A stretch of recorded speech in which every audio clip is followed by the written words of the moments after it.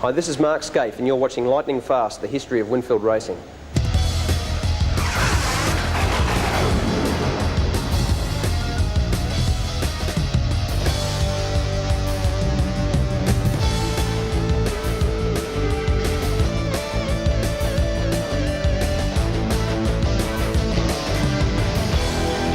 Lightning Fast and number 1 graphically describes the history of the hottest motorsport team in Australia, Winfield Racing. Winfield Racing, in a very short time, has repainted the checkered flag red, white and yellow, seizing every major championship on offer. And Winfield Racing has done it in style, setting standards for others to try and emulate. Scaife, Richards, Reid, Kelly, Tatnall, Corser, Gobert, each a great Australian champion in his respective motorsport calling. And then there's the men behind the champions, such as Gibson and Wolfenden, creators of greatness.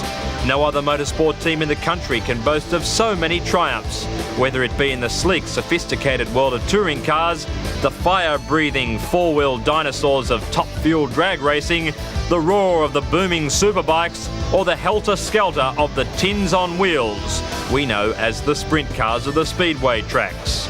Winfield Racing's pedigree is second to none, many of the victories emerging in the 90s. There have been 2 Australian Touring Car Championships, a Tooheys 1000 at Bathurst, 2 Australian Superbike titles, scores of national top fuel drag championships and a spate of state sprint car trophies. Each member of the team is a tribute to their sport both on and off the track. A credit to their sponsor, each always impeccably attired, well-spoken, humble in victory, gracious in defeat. So let's meet the Winfield Racing team of the 90s, starting with Mark Scaife, 2-time winner of the Shell Australian Touring Car Championship and winner of the Tooheys 1000. Well, I was probably a little bit lucky because my parents were involved in motor racing from the probably early 70s through to the 80s, and my dad drove touring cars for that period, and I used to go along as a little bloke and have a look, and you know, I was always interested. When I was 14, I started in go-karts, and that's probably the way that most professional race drivers start out, and I did that for a few years and then moved into cars. I drove in a Ford Laser series, a one-make Ford Laser series to begin with, and then at the end of 1986, Fred Gibson wanted to put some young guys on, and he already had Glenn Seaton driving for his team, and he asked whether I'd be willing to drive also, and I moved from up on the New South Wales Central Coast at Gosford down to Melbourne, and I've been in Melbourne now for about 9 years. So you know, that's been a great way, and obviously a big step for me in terms of driving for a professional team in that 9-year period. People and companies do motor racing for different reasons, and the cold hard reality is you're out there to win. So that's the most significant part of it. But in terms of your overall involvement, we try to enjoy our racing, and we try to have a good time in doing so. We're probably a little lucky that we can earn a living out of our hobby, but overall, yep, the success is the thing that you do it for. Then there's Jim Richards, winner of the Shell Australian Touring Car Championship and Tooheys 1000. Well, I think what really drove me towards motor racing was that my father was a mechanic, and he was a motorcycle beach racer on occasions. And I went to work for a chap in New Zealand sweeping the garage floor at a mechanical workshop, and he was a midget car racer. So at that stage, the first thing that I could do mechanically was really race go-karts. So with my family's help and Dad's help, we got a couple of go-karts, and then slowly progressed through the different classes to touring cars. Touring cars was really all I could afford, or all the family could afford at that stage. And so the natural progression was obviously to go to bigger and better touring cars, and so on until I came to Australia. I enjoy the camaraderie between the team. I enjoy driving cars, and I enjoy going to the meetings. But I always said when I stop enjoying it, I probably would retire. But at this stage, I've got no thought of that, and I'm still enjoying it as much as ever. Although some of the results lately haven't been as good as I would have liked. But you've got to take the hard times with the good. Shake hands with Fred Gibson, the astute team manager of Scaife and Richards. To be successful in motor racing, it takes many years of knowledge. It takes a good team backing. Like, I can only do my job as good as the people around me, and I believe having our Winfield sponsorship in the last 4 or so years, the right people on the job, and the right product in the Nissan GTR at the time. We joined Winfield. I think that's made the team quite successful, and it's made my job a lot easier. There's a lot of people say I'm a hard person, but I think over the years you tend to mellow, and I think probably 10 years ago I might have been a hard boss, but these days I think I'm sort of probably a bit too soft the way I do things, but I think I still can get the job done reasonably well. And I think the results speak for themselves and what the team's achieved. Jim Reed is a legend in his own cockpit. No man in Australian motorsport history has won as many titles. He has pioneered top fuel drag racing and dominated the sport for over 13 years. Well, you get a winner every 3 minutes from the time they fire up till the time they finish. There's only 3 minutes, and it's the noise, the flames, the smell of the nitro. I love all forms of motorsport. I just like the competition. I love seeing the Winfield cars out there racing. I go down the speedway. I love seeing the Kellys out there racing with their sprint cars. Actually, sprint car racing was my first love. Speaking of sprint cars, ushers in the incomparable Kelly gang, comprised of Bob and his son John, who are household names in Queensland, where they've collected scores of titles. There's nothing like a sprint car. They accelerate like a AA fueler, and they handle like an Indy car on the turns. There's just nothing like them. You've got to drive one to get the feel of what they're all about. Yeah, Dad's had a big influence on my career. He won a lot of races and he's won championships and all that sort of thing, so it's something for me to strive for in the sport. The thing that excites me about sprint car racing is the wheel stands probably, and the way the cars jump around the racetrack and get up on one wheel. The speed of it, they accelerate so fast, and the competitiveness is close wheel-to-wheel racing. Clyde Wolfenden is a genuine maker of champions. Wolfenden has guided youngsters in Troy Corser and Anthony Gobert to Australian Superbike championships in successive years under the Winfield banner. Well, to get a champion, you've got to have a lot of things, and a lot of things are involved, starting from the age they start riding in junior motocross, basically, all the way up through the ranks to get onto a Superbike. And it's pretty well based on a lot of experience from the younger age and carried through to the older age, or still at a young age. I've been involved with motorcycles since I was probably 12 years old, and I've worked on them and just grown up with them. So what of the young men who now find themselves under Wolfenden's guidance? Kirk McCarthy tells what turns him on, then Robert Baird defines his dream. The thing that excites me most about Superbike racing is probably the speed and the feeling of being on the edge when you're sliding them around at high speed. I'd say there would be an easier way to earning a living, but I don't think there'd be as much fun. Basically, I'm going to take it as it comes. Maybe if I get a World Superbike the year after next or next year, depending on how I go at the end of this year. And during this year, maybe World Superbike, maybe 250 Grand Prix bike. But I certainly don't want to stay in Australia for the rest of my life. I want to move on to bigger and better things like we all do, and that's everyone's goal, and hopefully maybe one day I'll get there. Others to have worn the Winfield colours into battle include Tom Hoover, Gary Rush, Colin Bond, Anders Olofsson, David Brabham, and those tenacious Tatnells, George and Brooke. Lightning Fast salutes you all. And when it comes to motorsport, you won't find many more passionate people around than Mark Scaife, who is also a respected technician. Listening to Scaife run the rule over a V8 Holden is akin to Bart Cummings analysing the form of a Melbourne Cup candidate. It's definitive to the extreme. He knows the car back to front. A steely look mirrors this young man's demeanour. It has often left him wrongly accused of brashness. In Australia, there is no more aggressive driver around. Yes, to Mark Scaife, winning is the only thing that matters. He goes fast and readily admits to torturing the car. We're very below average losers. That's the way it should be. You know, the day that you're like coming second, you should go and do something else. So, I think the team are pretty committed to winning, and that's been an attribute that, in the main, you don't have to try to evolve. You don't have to try to coax that into people. They've got it or they haven't.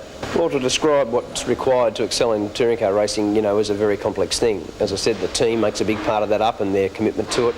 As a driver, it takes obviously a huge amount, because just like any sportsman, there's testing and practice and fitness and the psychology of it that are very, very important aspects to your overall performance, and to continually try to be competitive or succeed is demanding. So yeah, overall, probably people don't understand the demands. People look at touring car racing from the outside and think, what a fantastic way to spend your weekends, but when you've got 30 guys full-time going motor racing, it's much more than a lovely weekend away. I would say that the people that make the team up are the most significant part of what's made it such a great team. You know, the guys that we've got and their commitment to their success, you know, their motivation, their engineering expertise, their commitment to, you know, being 100% motor racing personnel have, you know, made a big, I'd say, dent in the success of the team overall. You know, I'm involved in the team every day, so, you know, basically you're trying to be at the workshop and be involved in running the workshop, and the engineering side of the cars is extremely high tech. We have entrance groups, we have sponsor liaison, we have the normal driving duties of promotion and as I said, testing and fitness and all those things that you do. Overall, as I said, I couldn't explain the amount of time that's required to do it, but you know, if you said it was 100 hours a week, that wouldn't be enough. Well, in the sort of minimal spare time that we get, you know, I enjoy having a hit of golf and water sports and bits and pieces. I like having, you know, friends around and have a twoies or two and a mucker about. But you know, basically in the race season, I'd have to say that there isn't a lot of spare time, so you know, my wife Belinda and I tend to spend a bit of time away ourselves, just sort of trying to get back to normality almost away from the race scene. To Fred Gibson, Scaife is like a son. Mark's a good young guy. Mark sort of, I suppose, when we took him on at sort of 19 or 20 years of age and brought him along into the sport and then joining Winfield Racing, I think Mark's matured a lot. I think Mark now at 27 years of age is probably the brightest prospect in Australian motorsport. He's aggressive. He hates me calling him aggressive, but he is aggressive. He's professional. He's committed to 110%. He expects everyone around him to be committed to 110%, which I think that's good for the team. And I think probably Mark's, in his own way, forced the team to do things to make the team go better. And I think really he's got a life ahead of him in motorsport, and I think really he could sort of go anywhere he wants to go in motor racing as a driver. Gibson displayed paternal concern when on January 19, 1995, Scaife wound up in hospital after crashing his car at the bottom of the straight at Eastern Creek in a practice round for the upcoming annual Winfield Triple Challenge.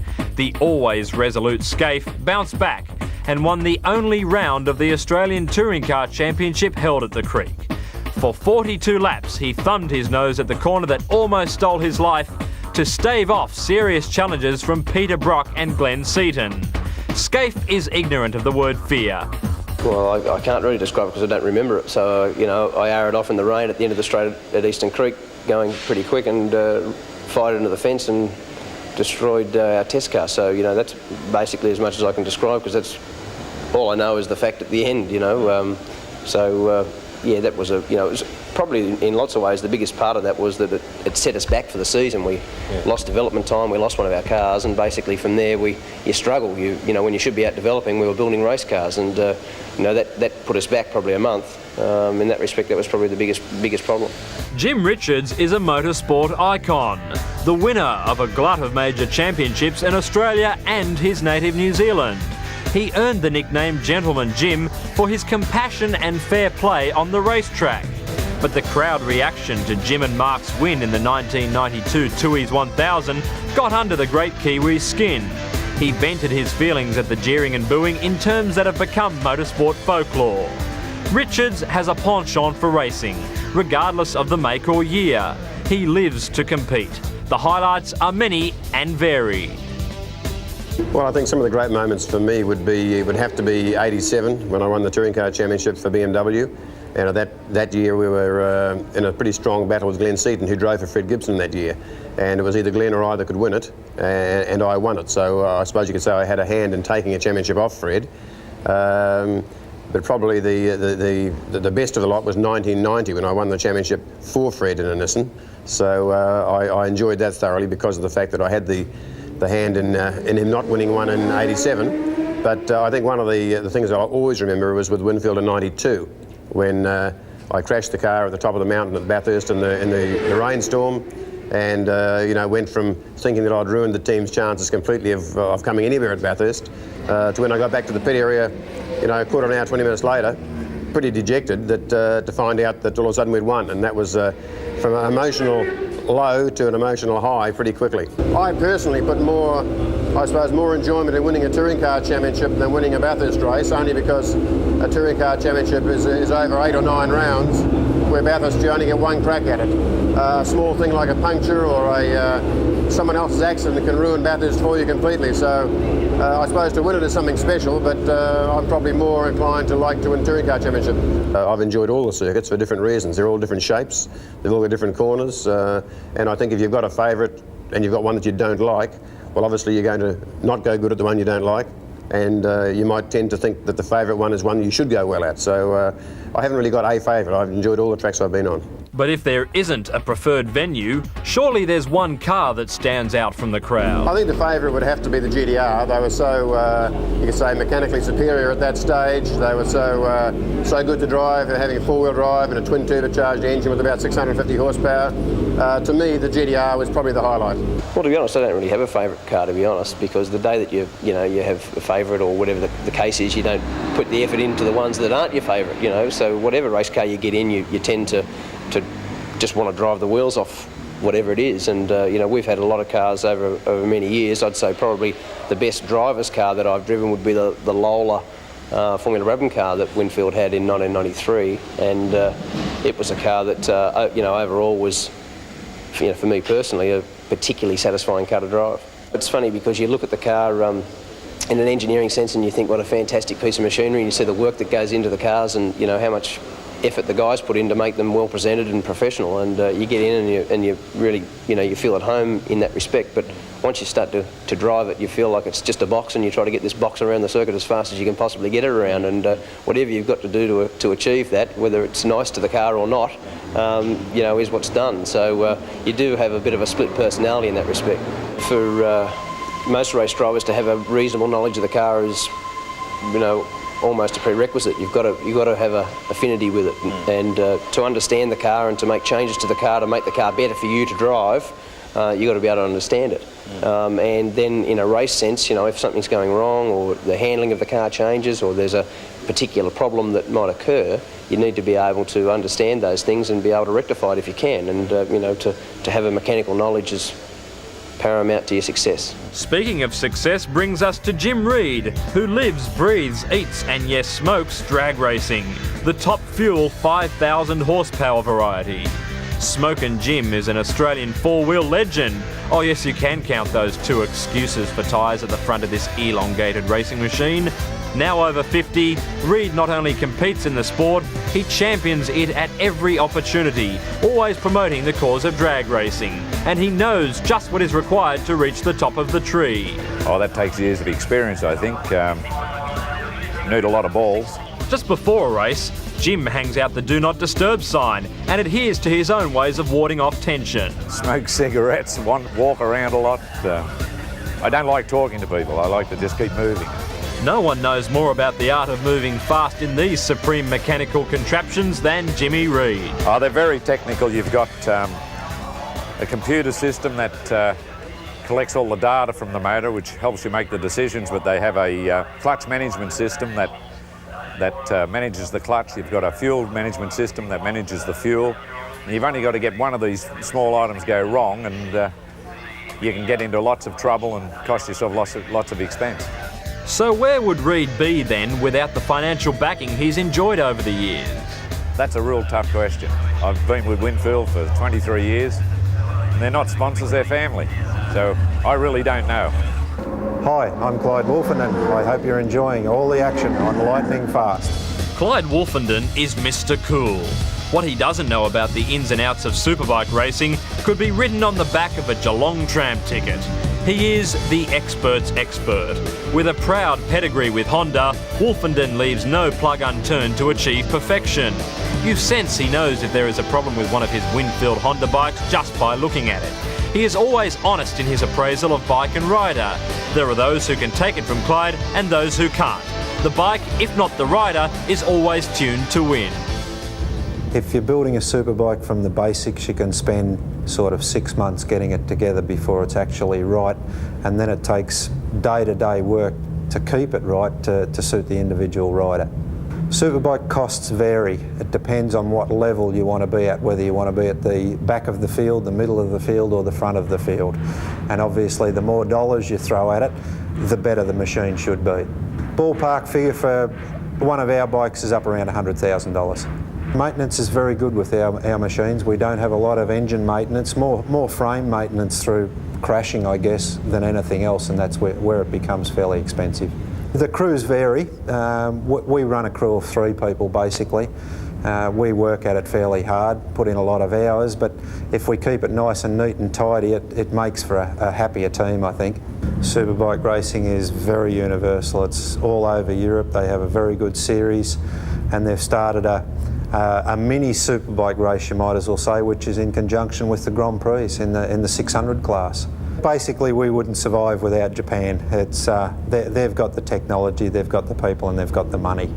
And it's very, very difficult for us to compete one-on-one. But at the end of the day, is it all just a simple matter of winning and losing? No, I reckon my victory would be to see one of the guys that's ridden for us to make world champion.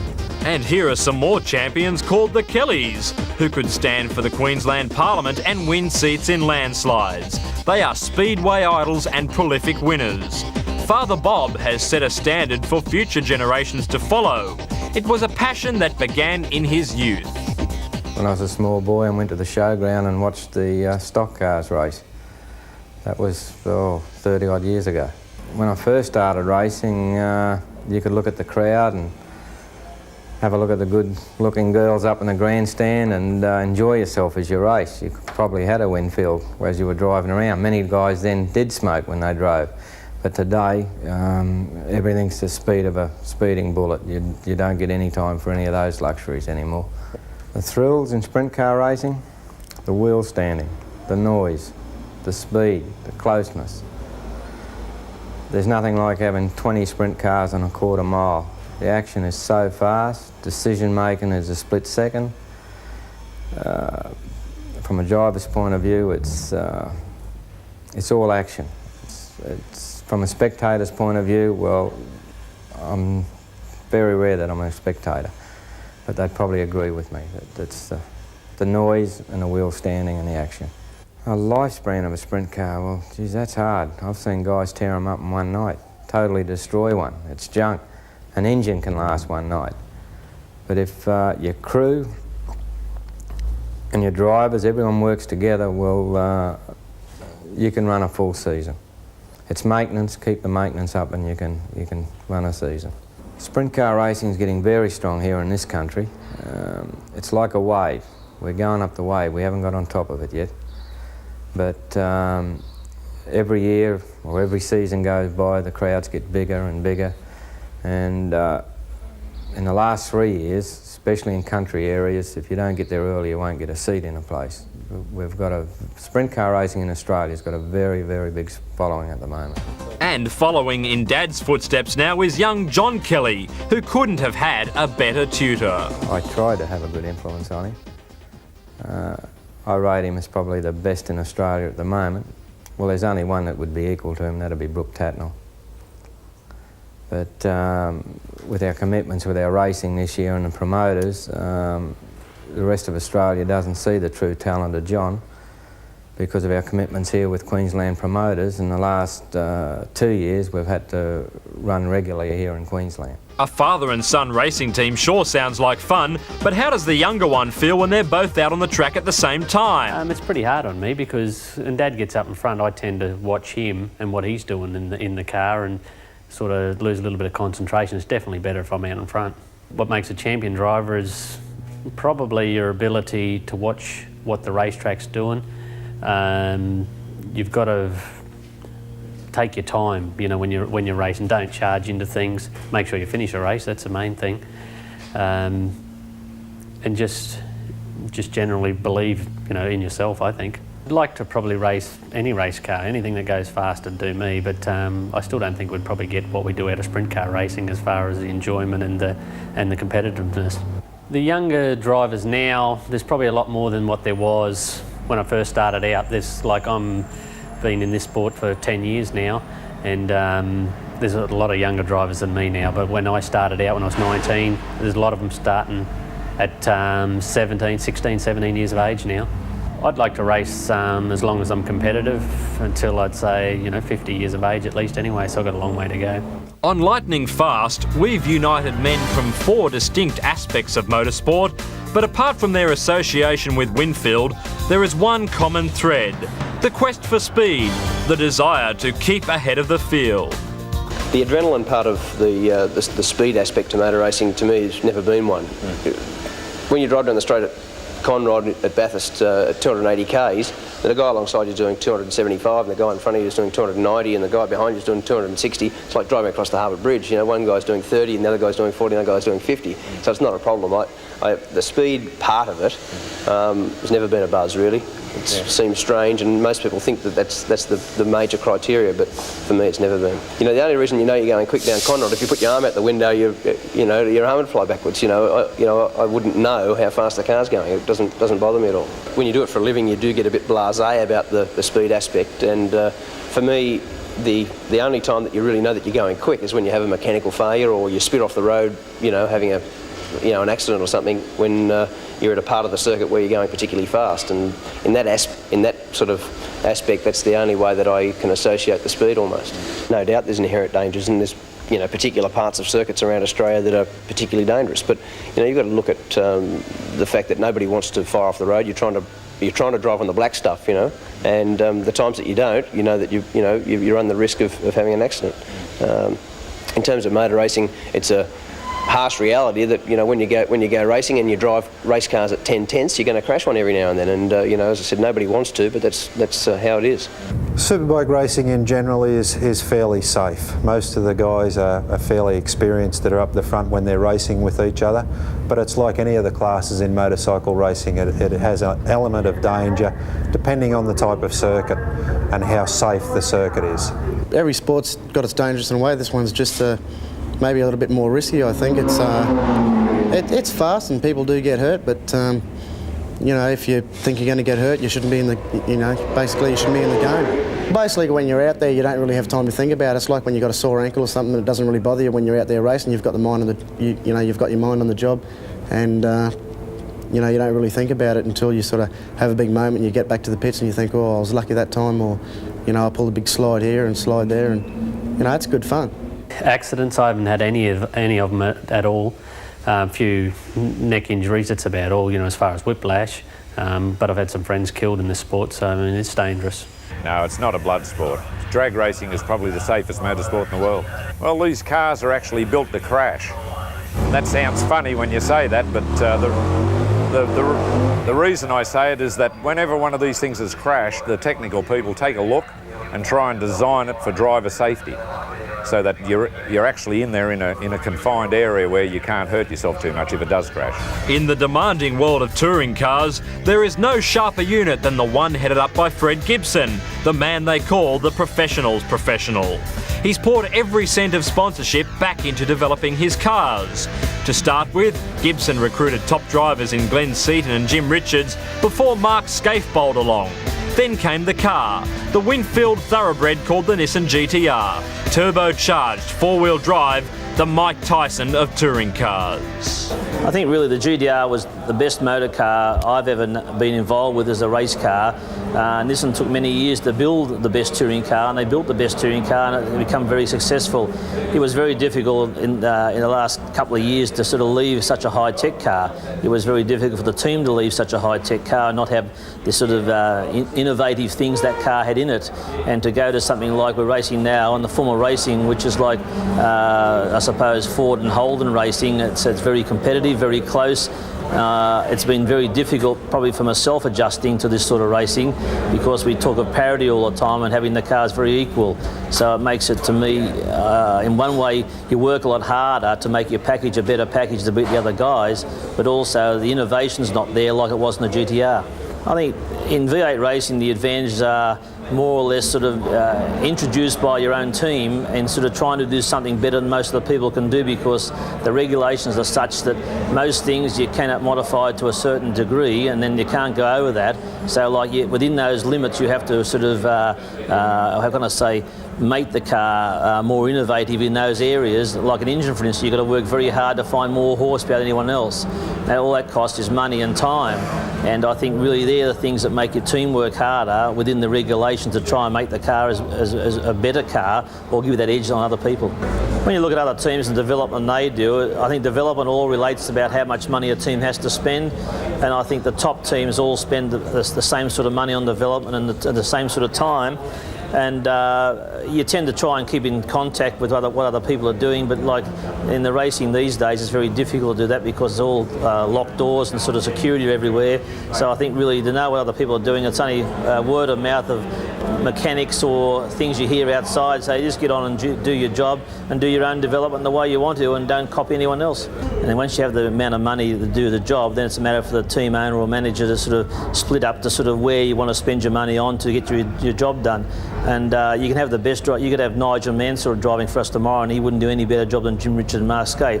So I think you can't have one outstanding item in the package. You've got to have everything doing very well. Your manufacturing, your product, your sort of drivers, and sort of like, I think there's about 5 things in a package. I always say, if you haven't got the right tyre contract, you haven't got the right budget, the right drivers, and the right team personnel, and the right technology, you're never going to win races sort of thing. And if you haven't got all those collectively together, you're not going to be successful. And if one falls foul and gives you a problem, you'll fall behind the pack. Rain, hail or shine, the Nissan GTR blew the opposition off the track literally in 1992 when it outlasted the field to win the Tooheys 1000 on a rain-lashed Mount Panorama circuit. So dominant was the Nissan GTR that the sport's ruling body CAMS outlawed the car, even after imposing weight penalties. The Winfield colours were up for grabs and Gibson lost sleep over whether to race Holden or Ford. The Holden package proved more appealing, and in 1993, Scaife and Richards went close to another Tooheys 1000, going down to staunch Holden campaigner Larry Perkins. But Gibson and the Holden V8 soon became acquainted. In 1994, Scaife, out to prove that he wasn't a one-car wonder, streeted the field to win his second Shell Australian Touring Car Championship. He stormed to the lead with 3 straight victories in the 10-round championship, and the further the season went, the further he increased his lead. Scaife mastered the Holden with such confidence that he had won the championship with a round to spare. I think that to win a touring car championship over a 10-race series or whatever is especially hard, you know, because to win Bathurst, for instance, is a very tough day's work, but it's one day. To win the touring car championship in 92 and 94, and probably more recently the 94 success for me was the best, because we're in equipment that everybody was saying that we had an advantage in Nissan days in 92. So the 94 success in all the same cars was a great factor in our relationship with Winfield. George Tatnall carried Winfield colours to victory after victory at the Parramatta Speedway. His son Brooke continued that tradition. They were a colourful combination and nothing was too daring. Meanwhile in the north, it was the Kelly father and son combination ruling the roost. They drew big crowds to every major city in the northern state. The sprint car, what a contraption. The development of sprint cars changes every year, from different suspension to like last year we had standard cars, we called them, and then they had reverse arm cars, and now we've got stack tube cars, so the suspension changes all the year. But if there's one thing that sticks in John Kelly's throat, it's the lack of greater recognition that his sport generates. The media probably doesn't get behind the sport because the promoters haven't done their bit in the past. I think as far as the competitors go, we've done our bit. I mean, the transporters in sprint car racing now, they're 40-foot trailers and things like that. It's probably every bit as good as the touring cars. Might be a couple of years behind, but we've all done our bit now. I think it's the promoters' time to lift their game. One man who never has any trouble lifting his game is Jim Reed. Under the lights of Eastern Creek or Willowbank, he's officially the fastest man in Australia. He runs his top-fuel dragster over a 400-metre pass in under 5 seconds. Yet he looks as though his body will snap, the pretzel-thin Jimmy Reed. So brute strength isn't the criteria. No, it's raw nerve, raw courage, a heart bigger than Far Lap's. So it's time to head for the start line, where his love for the sport never dies. He does it for a very good reason. Well, it's the challenge. 5,000 horsepower. Mastering these things is a real challenge. As keen as supporters of Top Fuel racing are, do they really appreciate the technology? I don't really think a lot of them understand totally what it's all about. They see this monster come out there and shake the ground and get up to nearly 300 miles an hour, and they're just all overawed by it. Ideal racing conditions are probably somewhere around about 1,200 feet of air, somewhere around about 50 to 60 degrees Fahrenheit. Probably corrected air of about 300 to 500 feet.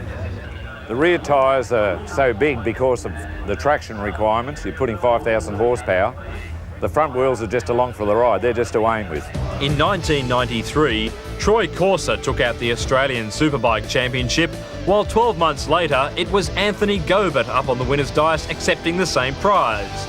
Comparisons are tricky in any sport, but we thought we'd put Clyde Wolfenden in the hot seat. Oh, those two guys were a lot different in character. Troy was a very easygoing, happy-go-lucky sort of a guy, and on the outside not a lot seemed to worry him, whereas Anthony seemed to be a little bit more tense and maybe a little bit more focused, didn't sort of play up as much, if that's the right term, as what Troy did, or didn't show to play up as much. He had his heart set on one direction. Under Big Clyde's direction, Winfield Superbikes have lived up to the term lightning fast, but there's still that need for individual discipline. Oh, very important. The whole team's got to work as one, basically, and if the rider's temperament is very good, it makes it a lot easier to work with the guy. But hang on a minute, boss. We're talking about bikies here. Aren't they supposed to be descendants of the wild bunch, chained to a stereotype of sex, drugs and rock and roll? These days, no, it's not the case at all. You've got to look at the Wayne Gardners and the Michael Doohans. Like, they've been riding motorcycles since they were kids, and they didn't come from the wild bunch, and neither are the guys that we got now.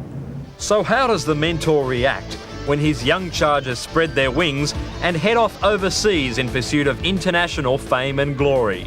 Initially, when they quit, it's a little disappointing. You'd like to hang on to them because you know they can win for you, and it's good for everyone in the team and the sponsors, but they can't afford to stand still. Their careers are very short in terms of how long they're at the top, so they have to take every opportunity they can get.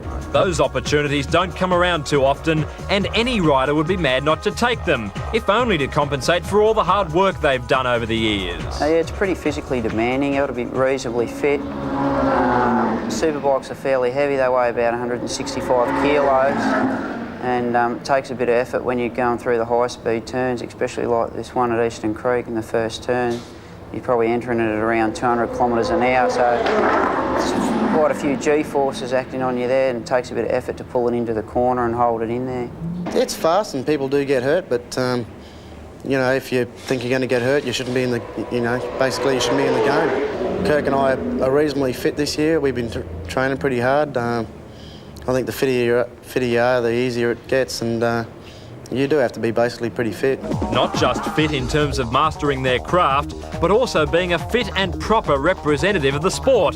To be a hero to the next generation like the Wayne Gardners and Michael Doohans have been. Yeah, they're my heroes because they're Australian. You know, they've given Australia a good name because they're Australian, and the factory overseas in Japan are looking for Australian riders because they know, they pull out the results. But I like Wayne Rainey. He's a real nice guy to go along with the sport, and he's good for the sport, and he's still in the sport, and he's a really nice guy. But I like Michael Doohan and Wayne Gardner. They've done a lot for the sport. Well, I probably really haven't got a hero, but in terms of guys that you really respected as race drivers and looked up to, there's been a lot. Locally, as I said, Colin Bond and Peter Brock and those sorts of guys from years ago, Pete Gagan.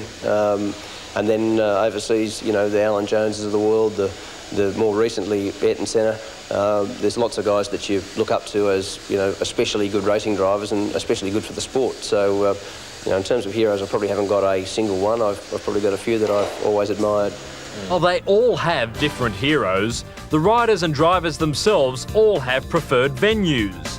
Some tracks just feel that little bit better than others when you're shooting the breeze. Well, a lot of people have been asking me that lately. I think Phillip Island, is a more flowing track than a lot of the riders rather Phillip Island, maybe because of the atmosphere, and I think Eastern Creek's got the facilities here. I think Phillip Island has to work on the facilities a little bit better, but it's close racing there. It's good surface for a track, and people fit right around it and they can see a lot more at Phillip Island. Here you've basically got a big building in the way and the people on the far side can't see much. So yeah, I think Phillip Island will be basically really good. I really haven't got any hard and fast favourites. I've enjoyed all the circuits for different reasons. They're all different shapes, they've all got different corners, and I think if you've got a favourite and you've got one that you don't like, well, obviously you're going to not go good at the one you don't like, and you might tend to think that the favourite one is one you should go well at. So I haven't really got a favourite. I've enjoyed all the tracks I've been on. Yeah, I prefer Phillip Island personally. Eastern Creek's good, but I just prefer the island. It's just seems to have a better setting there with the ocean in the background, and the racetrack's a bit more flowing, and it always produces close racing. And let's face it, close and exciting racing is what it's all about. But at the climax comes that checkered flag, and no team in Australia has saluted the judges more than the wondrous wizards of Winfield Racing.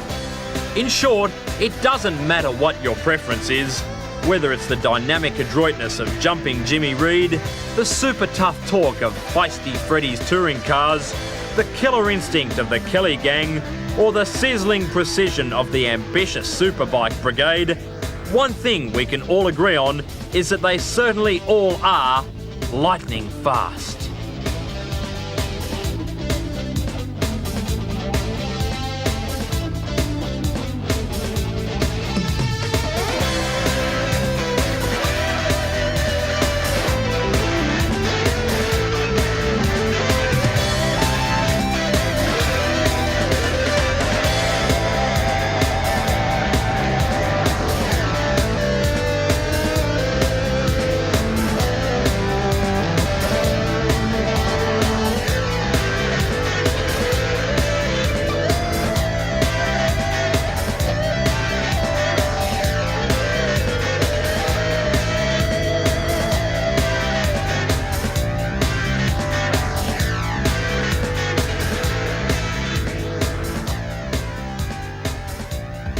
The impact the Winfield racing team have had on the Australian Touring Car Championship has been nothing short of phenomenal.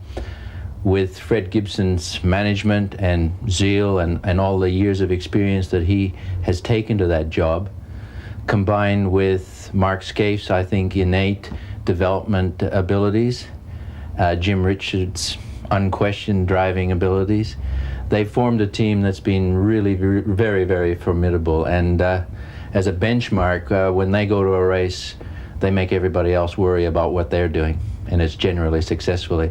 They've won Bathurst and the Australian Touring Car Championship.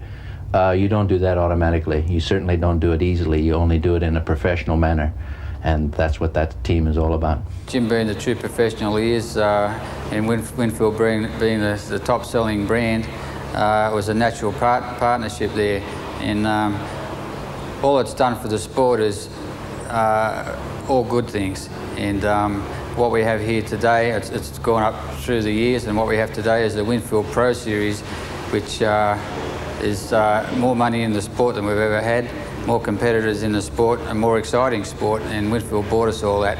And I'd say, I'll go as far as to say is that Winfield, at this point in time, is the backbone of professional drag racing in this country, and they've certainly paved the way of the future for everybody. No, I'm very flattered to think that they started the Australian Superbike team because of my World Championship and the popularity that I created. Winfield or Rothmans were prepared to back the Superbike team in Australia, and it was run by Clive Wilfordon, and it was with Honda Australia, which was nice because it was a nice sort of pairing there as well. And they raced in 4 championships and won 2 of them, so it was a pretty outstanding effort. And because of that success, we've actually now got 2 more international riders. We've got Troy Corser, who's gone on to international Superbike championships, and also now Anthony Gobert has just recently joined the World Superbike Championship as well. So yeah, I'm very, very proud to know that because of my success, there's been more and more riders and teams that have grown, and yes, I'm very flattered. I think it's quite an honour. When you talk Winfield sponsorship, you straight away think of the Kelly team. And you know, Bob's been around for as nearly for 25 years, and young John's come along in the last 10 years. And now the Kelly team in Queensland, straight away you think Winfield Team Kelly. It's nearly as popular as State of Origin football up there.